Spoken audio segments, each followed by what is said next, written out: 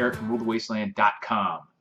Bam! Link to the shirts will be in the description as usual. This video is about the 5 things that every prepper needs to have that you might not have thought of.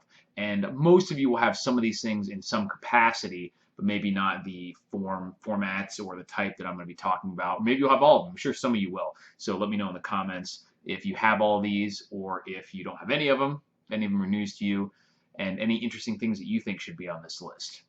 The first item that I think you guys should all have is a web belt or just a regular canvas rigger's belt of some kind. This one, I like the wider ones like this, just make sure it'll fit in your belt loops. You can certainly get the narrower kind.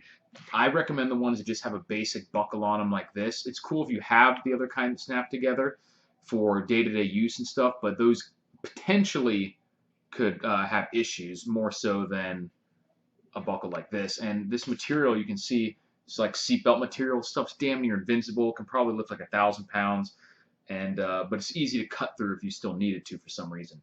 But you can get these. You can even just get a roll of this shit and then a couple of these buckles and be able to make them. But a belt is something that you might be wearing one daily, but it's probably not like this kind. If it is, cool. A lot of people have like dress belts and more fashionable belts. They're not going to be quite as effective. The buckles aren't usually as robust. They can come open a lot easier. Certainly the belt itself isn't as tough. So when you're going to be carrying a lot more gear potentially, or losing weight potentially, if you're in a situation where you don't have as much food as you might be accustomed to, dropping a few pounds, pants are getting a little tight, might need to be using your belt more often than you would think. And if it's made out of a heavy-duty strap like this, you can do a lot more stuff with it than you might be able to with a simple leather belt or a, other type of typical, I don't know what they're making the belts out of these days. The next item, which I'm sure most of you have, but in case you don't, is cast iron cookware. This one is just a small, frying pan. I've got a much bigger frying pan. Things like Dutch ovens and different types of pots are useful as well.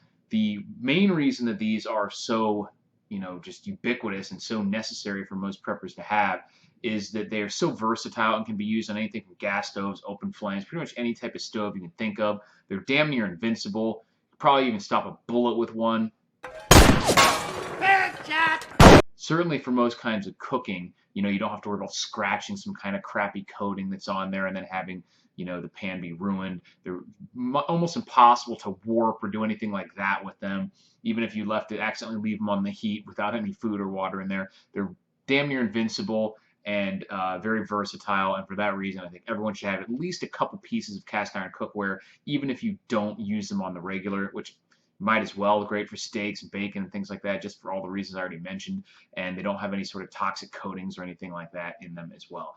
Little bit of just very minor maintenance, and it's not even real maintenance, just keeping up with it. If you throw them in a shed somewhere, they might tend to get rusty and things like that, but it's really not that hard to deal with. I'll put a link in the description to all the stuff that I'm mentioning here, as well as a video about restoring some, older cast iron cookware that might have rust layers and things like that on it. But there's a lot of reasons to have them around. Super useful. You can just cook a fire in your backyard and use it for that, where a normal, just whatever you're using to cook on a day-to-day basis might not be able to handle a straight-up open flame like that from a big roaring fire.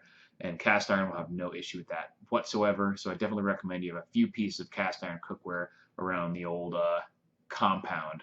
The next item I think every prepper should have, at least one, maybe a few of these, would be a decent military-style wool blanket. This one is actually from BattleBox, which is awesome. And it's fairly big, I think, too, 62 by 80 inches. So it's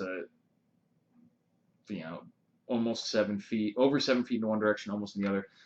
Wool has a lot of benefits. It's really rugged, and it's pretty well insulating. Definitely keeps you warm, much more so than just a random sheet or towel or whatever else you have lying around the house. For the thickness of it, it pretty much will keep you as warm as most big comforters, and they'll last forever, man. Like you will not have a normal synthetic fiber, just crappy blanket, certainly not a fleece blanket or anything like that, last nearly as long as one of these military wool blankets. I've been in places in barracks for different military exercises where these things probably were from World War II. Barracks certainly were. Wool blankets probably were too.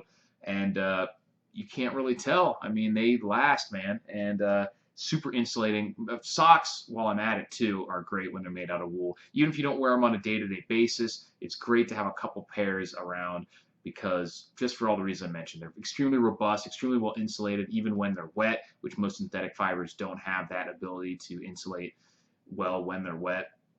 And yeah, definitely should have a couple of these around, especially if you're in a super cold area. If you're in Florida or the tropics somewhere, probably not as big of an issue, but certainly still useful. The next item is something that I'm sure all of you have at least some of these, but I recommend a variety of these, and I'll explain in a minute. And that item is holsters. Obviously, if you own guns, handguns, and specifically if you're interested in concealed carry at all, you probably are like me and have a whole drawer full of different kinds of holsters that you've tried out. But it's all, you know, you can have your Kydex holsters outside the waistband, inside the waistband. You got your belly bands, ankle holsters. You know, you got your appendix carries. You got your small to back, all that sort of stuff. And it's good to have a good assortment of those, specifically when it comes to concealed carry and not concealed carry. Most people tend to have one or the other in the majority of them because there could be a variety of different situations in a disaster or in an emergency or in a shit fan scenario where you might have to go back and forth between concealed carry, between being able to open carry, things like that. You might have to have someone else show up. You need to give them some kind of holster if they're helping you out. You know, you might need a more generic, some kind of generic holsters just in case you come across some weapons that you don't have now, or someone else you trade for it, or it's bequeathed to you, or whatever. You know, some more generic, something like a drop leg holster. You have your chest rigs or shoulder holsters. All sorts of options are going to make it a lot easier for you to find something that works with whatever setup you find yourself using, whichever situation you find yourself in. Like I've mentioned in the past before, I think a lot of people are under the misconception that if there is a major disaster, a widespread shit the fan scenario, they're just going to be able to gear up like Rambo and wander around without any issues, where that might not be the case. You might get the worst of both worlds, where there's still some semblance of rule of law to the point that you can't just be running around all locked and loaded. You might still have to have some level of concealment of your weapons and your gear and things like that. So it's important to have those options. It's not something you want to be scrambling to find something that works with you and works with your weapon and your clothing after there's a disaster scenario. Same goes true for outside the waistband and you know, full open carry as well. If you're traditionally used to concealed carrying all your weapons and you find yourself in an environment where there is no rule of law, it's a serious disaster scenario, full-on zombie apocalypse type stuff, and you're not used to having a full loadout, or you don't have any of the equipment necessary for doing that, you don't have your rifle slings, you don't have your plate carriers, you know, you don't have your holsters, then you're going to be in almost as bad of a position because you're going to have to deal with only having concealed holsters. So, you know, it might be less comfortable for if you have to go on long hikes or walks or traveling of any kind. And it might also limit the types and number of weapons that you can carry and where you can carry them and how quickly you can access them, all those things like that. So it's just good to have at least a few options when it comes to holsters and different options for carrying weapons. The last item that's necessary for every shit the fan prepper to have to truly rule the wasteland in an apocalypse is a big ass mace for when the ammo runs out and you gotta bash some zombie skulls in. Also ideal for home defense.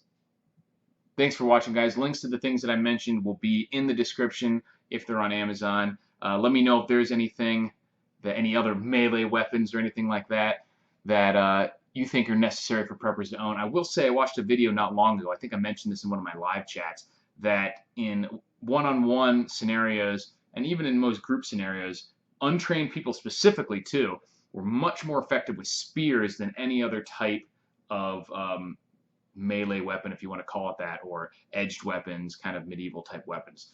So you have reach and the quickness that you can use it. It's just a lot more intuitive. Something like a sword or an axe takes a lot more physical strength and agility and training than a spear. And the additional reach and everything like that makes it much more formidable. So if you're really worried about having to have straight up medieval style attack people, go with a spear. It's probably your best bet. But anyways, check out links in the description. Thanks for watching, guys, and I'll talk to you later.